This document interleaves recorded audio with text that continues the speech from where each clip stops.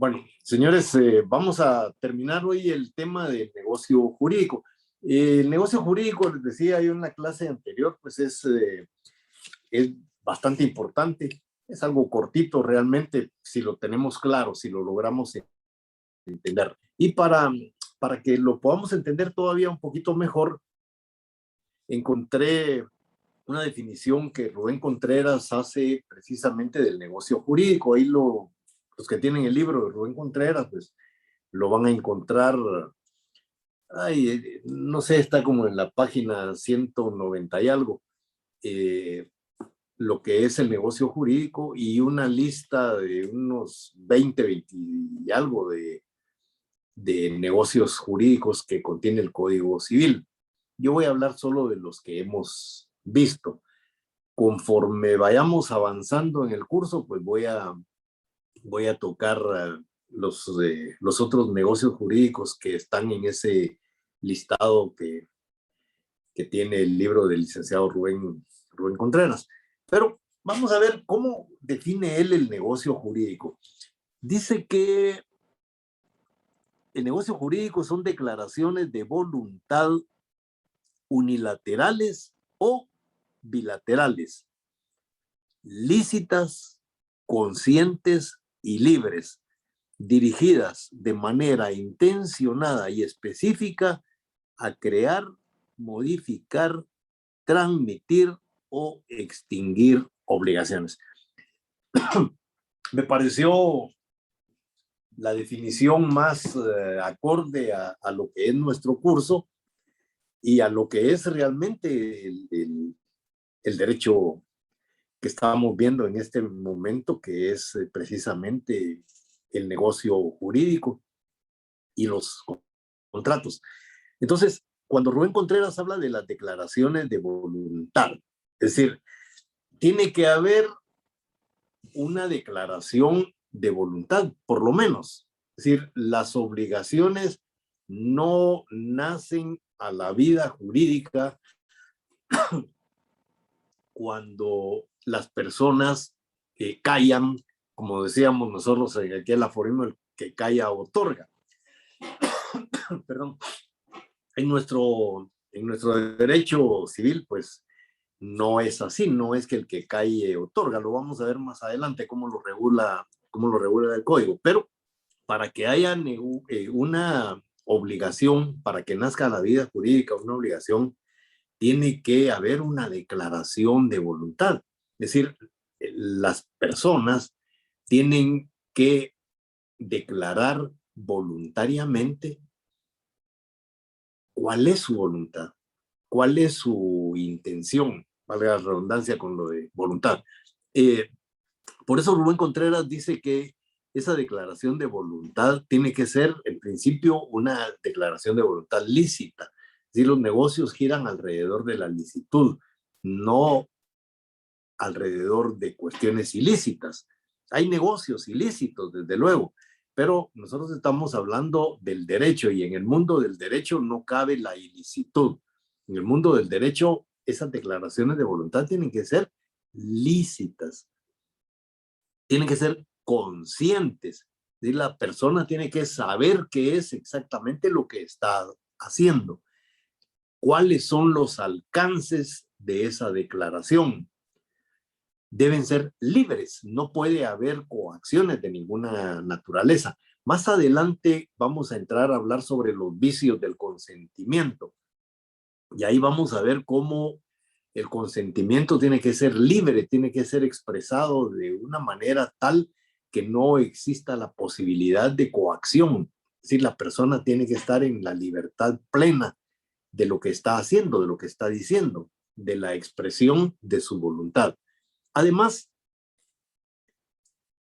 dirigida, dice, de una manera intencionada y específica. ¿Hacia qué? Ahí vamos a hablar sobre la causa. Más adelante vamos a ver dentro de uno de los elementos la causa y vamos a entender por qué Rubén Contreras dice que esa declaración unilateral o bilateral de voluntad debe ser dirigida de una manera libre, consciente, lícita, pero con una finalidad. Es decir, debe tener un propósito. No es así nada más. ¿Y cuál es el propósito? Bueno, dice él, crear. ¿Crear qué? Obligaciones, derechos, instituciones, una declaración de voluntad unilateral o bilateral va a crear dentro del mundo jurídico derechos y obligaciones. Y esos derechos y obligaciones van a generar instituciones jurídicas, pero también modificar las ya existentes o darle fin a esos derechos y a esas obligaciones. Por eso él menciona que se extinguen las obligaciones. Y olvidaba señalar la transmisión. Vamos a ver en este curso cómo los derechos y las obligaciones se pueden transmitir a terceros. Entonces, esa definición de Rubén Contreras pues se ajusta como anillo al dedo a todo lo que es el curso, y por esa razón es que tomé esa y no otras. Hay unas definiciones muy interesantes, Rojina Villegas las tiene, Vladimir Aguilar no le encontré ninguna definición, solamente analiza las instituciones, y hay otros tratadistas que definen, don Federico Puig Peña, pero la más acertada para nuestro curso pues es precisamente la del licenciado Rubén Contreras. Cuando estamos hablando del negocio jurídico, nuestro código hace un esbozo así muy a la carrera, diría yo, toca el tema del negocio jurídico, algo que no hacen otros códigos. Y vemos cómo en el artículo 1251 encontramos la definición legal de lo que es el negocio jurídico, ya de una manera así muy general, pero el artículo 1251 establece que el negocio jurídico requiere para su validez capacidad legal del sujeto que declara su voluntad, consentimiento que no adolezca de vicio y objeto lícito. Y eso es precisamente lo que nos dice Rubén Contreras en su definición. Dice que para que haya un negocio jurídico, ¿qué tiene que haber? Primero dice que tiene que haber una voluntad consciente. Para que exista una voluntad consciente, estamos hablando de personas que tienen capacidad. Es decir, una persona que no tiene capacidad civil, pues el Código Civil incluso lo reputa como incapaz. Es decir, una persona menor de edad o que se encuentre en estado de interdicción, aún no declarado el estado de interdicción, con el solo hecho de ver a una persona que mentalmente no es normal.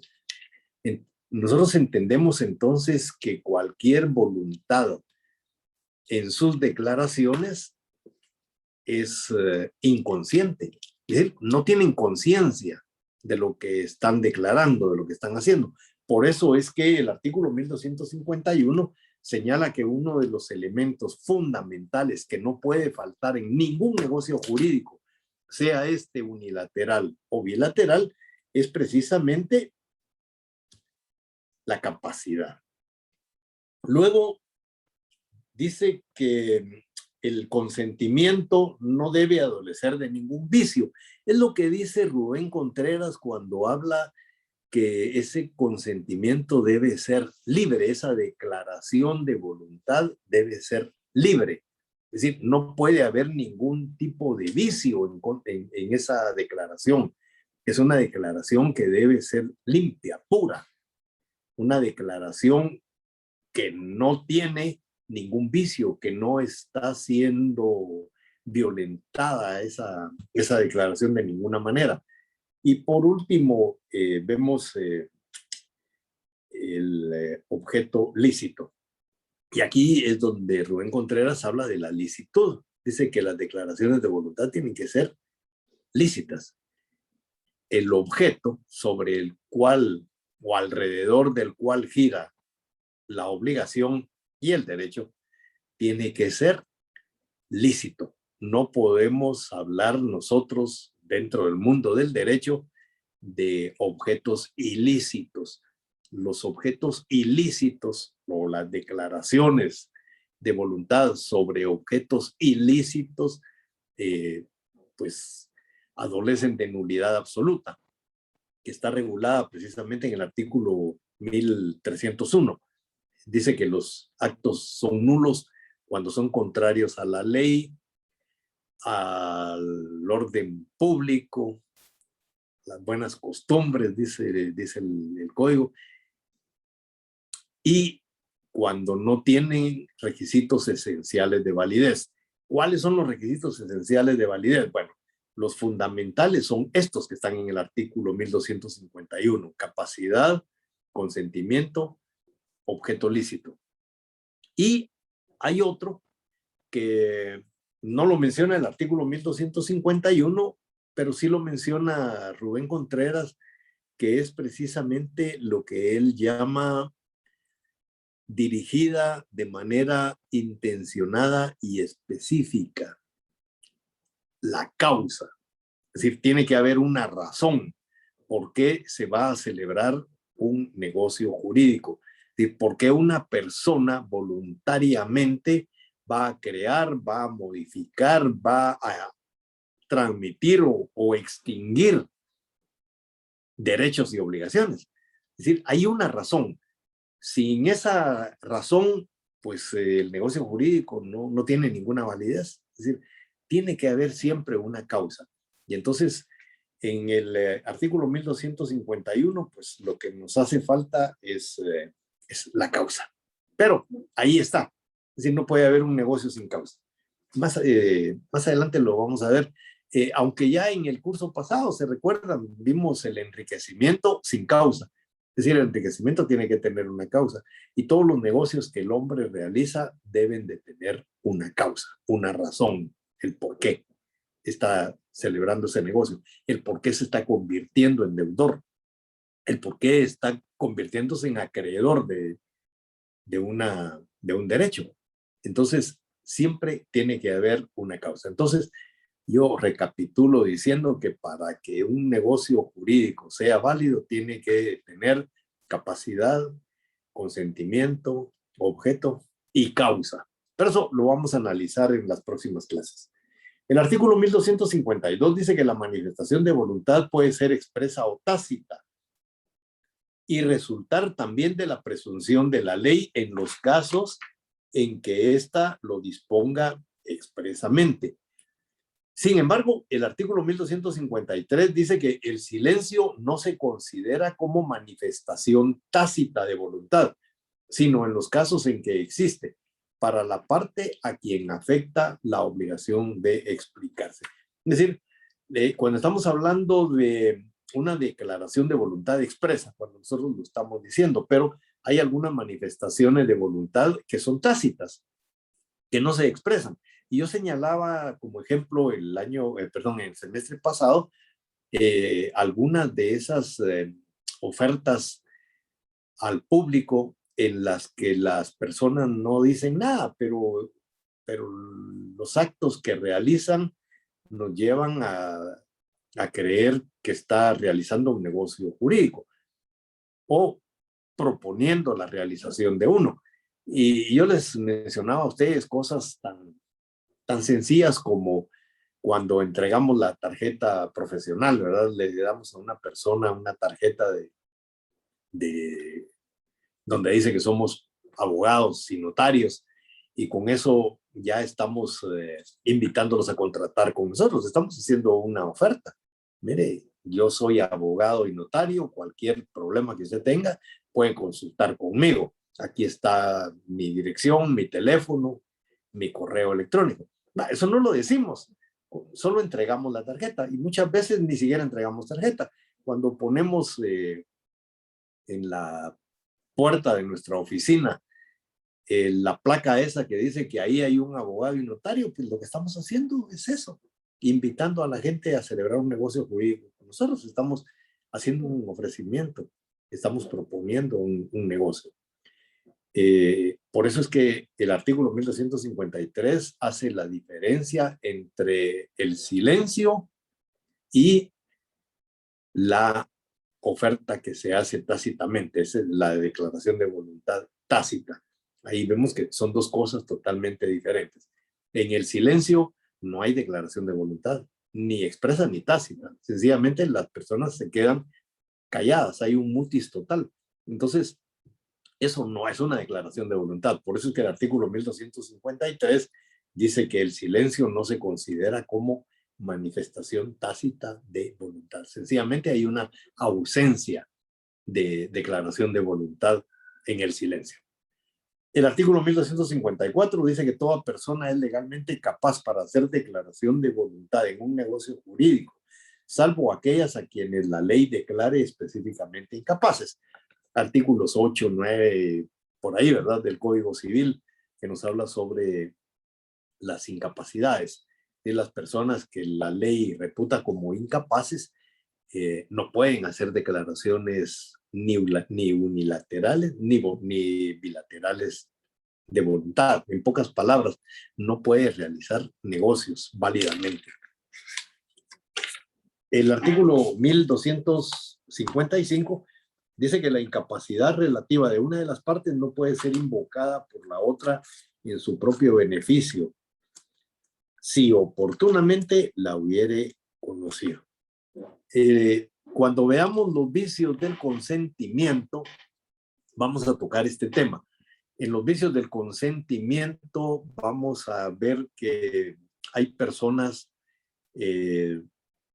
que son incapaces, absolutas unas, relativas otras.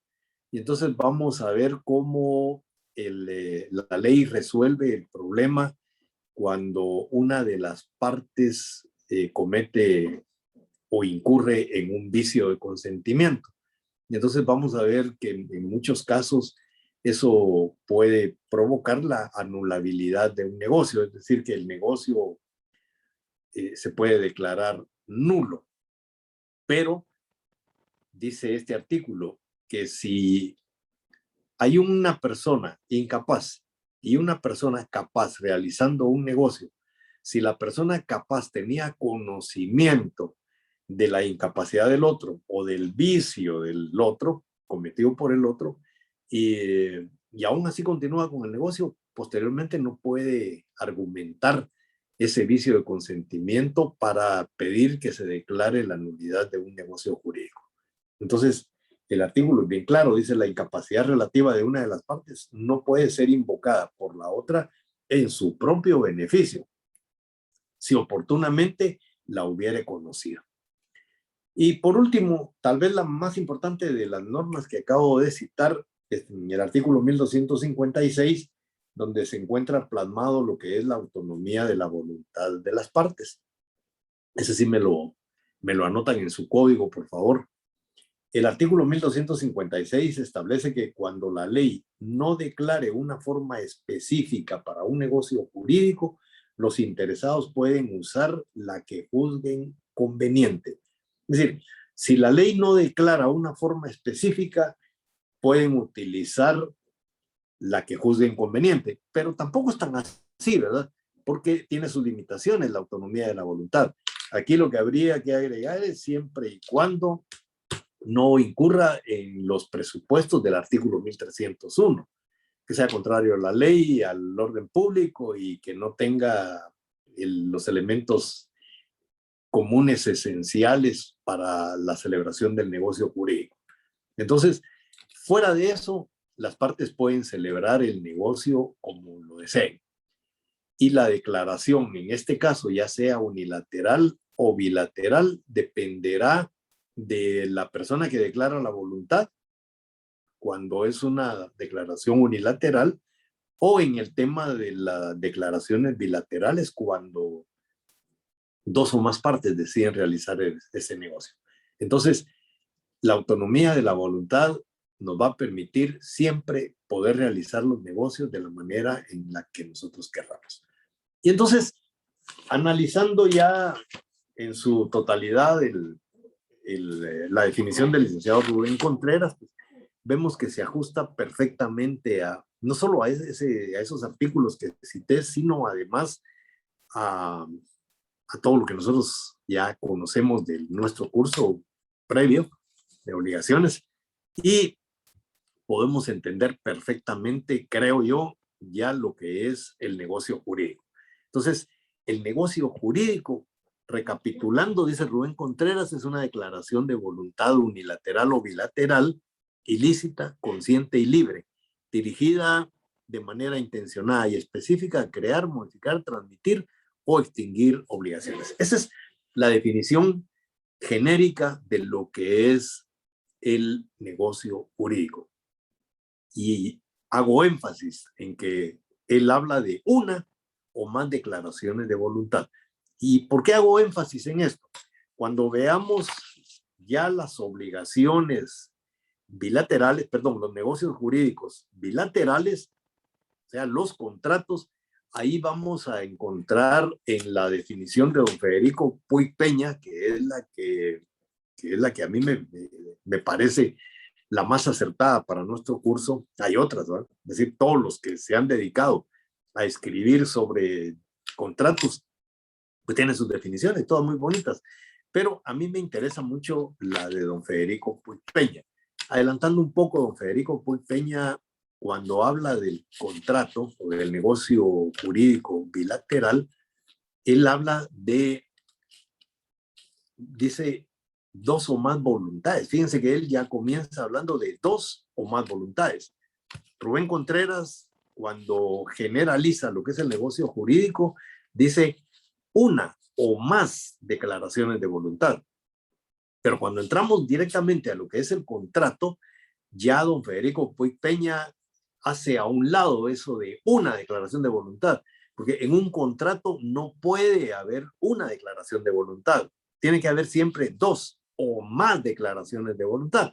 Entonces dice don Federico Puig Peña que son dos o más declaraciones de voluntad anteriormente divergentes, es decir, son dos voluntades que son distintas, que en un momento determinado, dice don Federico Puig Peña, se unen, y esa unión de esas dos declaraciones, por eso dice anteriormente divergentes, o sea que llega un momento que dejan de ser divergentes, cuando convergen, cuando las partes se ponen de acuerdo, cuando hay acuerdo de voluntades. Entonces dice don Federico Puig Peña, ese acuerdo de voluntades crea, modifica o extingue relaciones jurídicas, pero él le agrega de carácter patrimonial. Todo eso lo vamos a analizar ya el día martes, que comenzamos precisamente con el tema del contrato. Entonces, el licenciado Rubén Contreras nos dice que el negocio jurídico puede ser unilateral o puede ser bilateral. Dentro del Código Civil encontraremos bastantes negocios jurídicos unilaterales. Ya hemos visto algunos. Dentro de los algunos que hemos visto, pues encontramos todo lo relacionado a ellos en el título sexto del artículo 1605 en adelante. Ahí vamos a encontrar en el artículo 1605 al 1615, vamos a encontrar un negocio jurídico que el código le llama gestión de negocios. Y de hecho el título se llama obligaciones provenientes de hechos lícitos sin convenio. Los hechos lícitos sin convenio o cuasi contratos, como le llamaban los antiguos tratadistas, son ni más ni menos que negocios jurídicos unilaterales. ¿Por qué unilaterales? Bueno, lo dijimos ya en su momento, porque aquí la voluntad de una sola persona lo convierte a él en deudor o en acreedor. En el caso de la gestión de negocios, lo convierte en acreedor. Pero hay otras instituciones como las que encontramos en las declaraciones unilaterales de voluntad, la oferta al público. En la oferta al público, la persona que declara su voluntad se convierte en deudora. ¿De quién? De otra o de otras. Es decir, de persona determinada o de cualquiera. Lo veíamos, por ejemplo, en las ofertas esas que hacen los comercios, los supermercados estos de consumo, ¿se recuerdan? Hablábamos ahí de que ellos ofertaban algunos productos con determinadas características y por cierto tiempo, tiene que haber un plazo. Y entonces se convertían ellos en deudores. ¿Deudores de quién? De cualquiera que realice el negocio jurídico con ellos. Luego tenemos la promesa de recompensa. La persona que ofrece algo en recompensa se convierte en deudora. Entonces, vemos ahí cómo existen precisamente esos negocios jurídicos.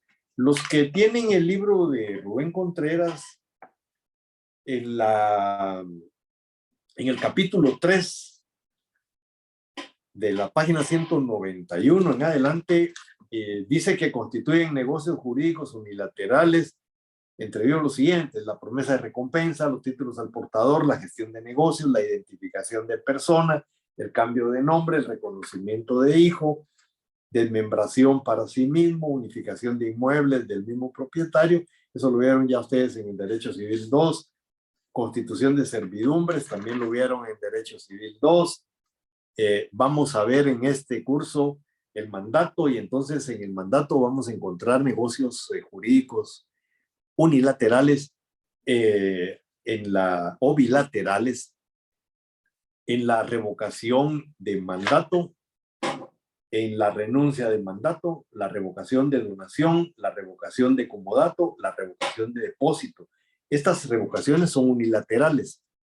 Las personas que han otorgado esos contratos pueden revocarlo, pero eso lo explicaremos en su momento. Por eso es que no les daba yo a ustedes esta lista que la encuentran en este libro. Los que no tengan este libro, y pues valdría la pena si le pueden sacar fotocopia a las páginas 191 a la página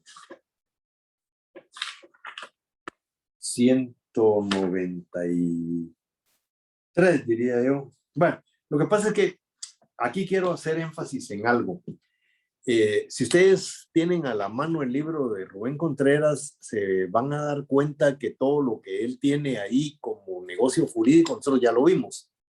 Es decir, ¿por qué? Porque tenemos un programa obsoleto y nosotros seguimos ese programa, debemos seguirlo de esa forma. Sin embargo, Rubén Contreras sigue el programa que tiene la Universidad Rafael Landívar, la Facultad de Derecho de la Universidad Rafael Landívar.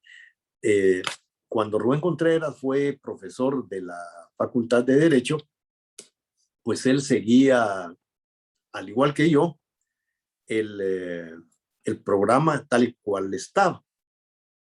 Pero en alguna ocasión platicábamos con él sobre la necesidad de modificarlo, y precisamente por el tema del negocio jurídico. Con él llegábamos a la conclusión que el pensum mismo, no solo el programa, tenía que ser modificado. Y nosotros hablábamos de agregarle unos derechos civiles más al pensum. Pretendíamos que el negocio jurídico estuviera separado del contrato para que pudiéramos tener un semestre completito sobre el negocio jurídico. Lamentablemente eso no se pudo. Tenemos cursos como derechos de pueblos indígenas, por ejemplo, que absorben todo un semestre. Algo que se podría ver en un mes, pienso yo. El acuerdo 169 de la OTI no creo yo que merezca tantos meses de estudio. Pero así está nuestro pensum, ¿verdad? No obstante que quisimos modificarlo. Ahí necesitamos meter por lo menos un semestre que vea el negocio jurídico y otro semestre que se haga cargo de ver todo lo que es el proceso sucesorio. con esos 2 cursos más de Derecho Civil creo que estaríamos bien. Rubén Contreras se fue a la Facultad de Derecho, ya es bíblico, nadie es profeta en su tierra. Él intentó durante muchos años que se modificara tanto el pensum como el programa, no lo consiguió.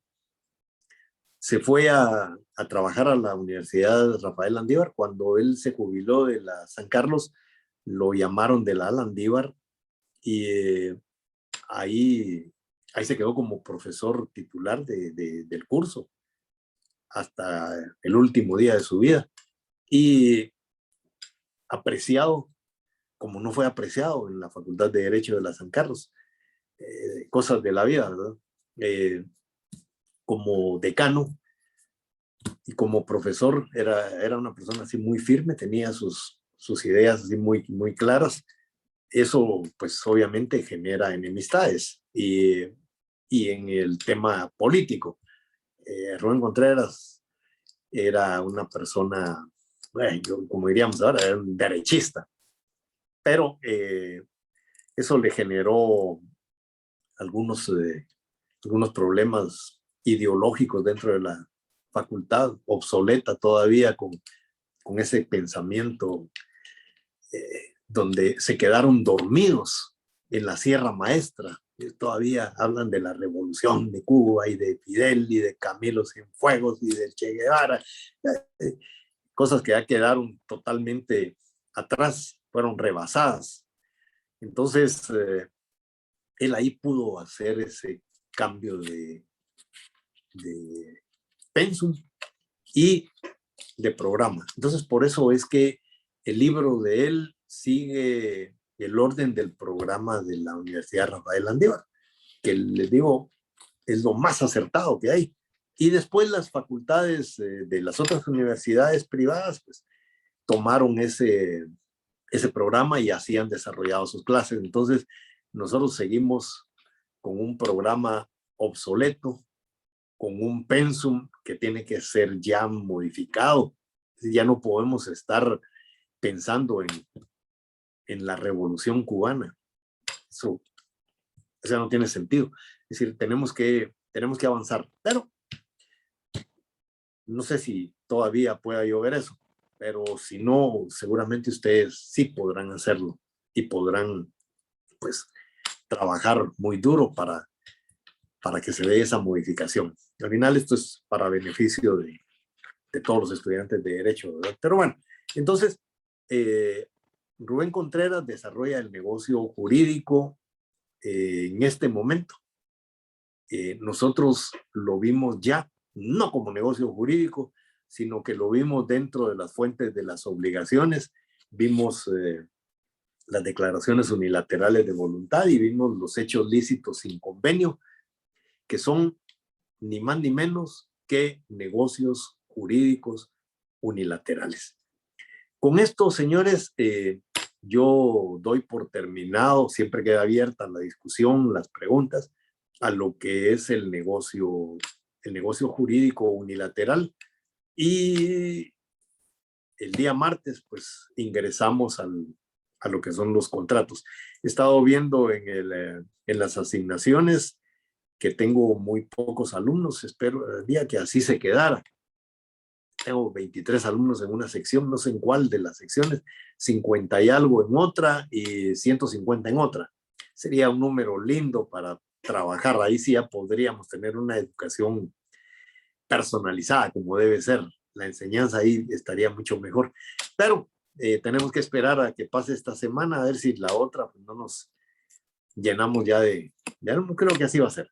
Mientras tanto, espero que dentro de un par de minutos que les dé el link para meternos a Google Meet, podamos resolver cualquier duda que tengan. Lo único que sí les encargo, señores, es métanse al link. Miren, yo no paso lista. Hay muchos profesores que ustedes tienen que pasan lista. Yo no lo hago. ¿Por qué? Porque yo creo en la autonomía de la voluntad de las partes. Yo creo que ustedes tienen esa autonomía, tienen ese derecho. Es decir, si quieren se meten y si no quieren, no se meten, pues. Es decir, el beneficio o el daño es para ustedes. Entonces, cada quien decide lo que debe ser.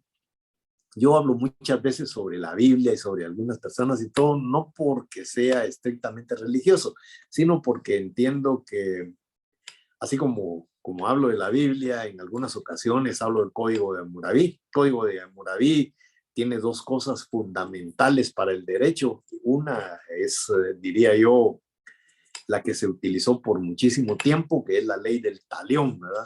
Ojo por ojo y diente por diente. Pero tiene otra que es importantísima y es el de la presunción de inocencia.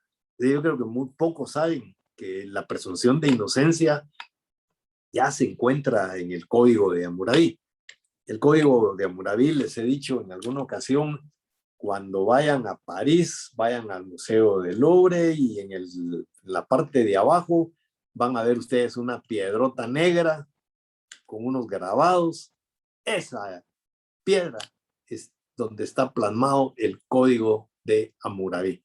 Y entonces los dos, porque tiene muchas cosas, pero lo que hasta la fecha nos ha alcanzado han sido esas dos instituciones que se encuentran en el Código de Hammurabi. La ley del talión y la presunción de inocencia. Yo a veces digo que todo se arruinó, todo comenzó a venir marcha atrás y cada vez a menos el día que prohibieron los duelos. Ahí se arreglaba todo. Ahora cualquiera se va a quejar a los tribunales porque el vecino le sacó la lengua. No, antes eso, ahora hablan de bullying. Yo me recuerdo que cuando estaba en la escuela primaria, si yo no entré a preprimaria, yo soy de pueblo, pues soy un humilde profesional nacido en pueblo y estudiado en pueblo. Yo no recuerdo eso del bullying, es decir, a mí alguien me quería aplicar bullying, lo resolvíamos a puros trancazos. Entonces, para nosotros esa palabra no existía. Siempre va a haber gente que ejerce alguna coacción, alguna presión, alguna fuerza contra otros, pero es cuestión de actitud, cuestión de carácter. Si a las trompadas no se puede, para eso están las piedras, para eso están los palos, ¿verdad? De alguna manera tiene que defenderse uno y tener el carácter para hacerlo. Entonces, en 2 minutos resolvemos el tema ese de los trancados. No, perdón, vamos a resolver el tema de las dudas que puedan ustedes tener. Nos vemos entonces.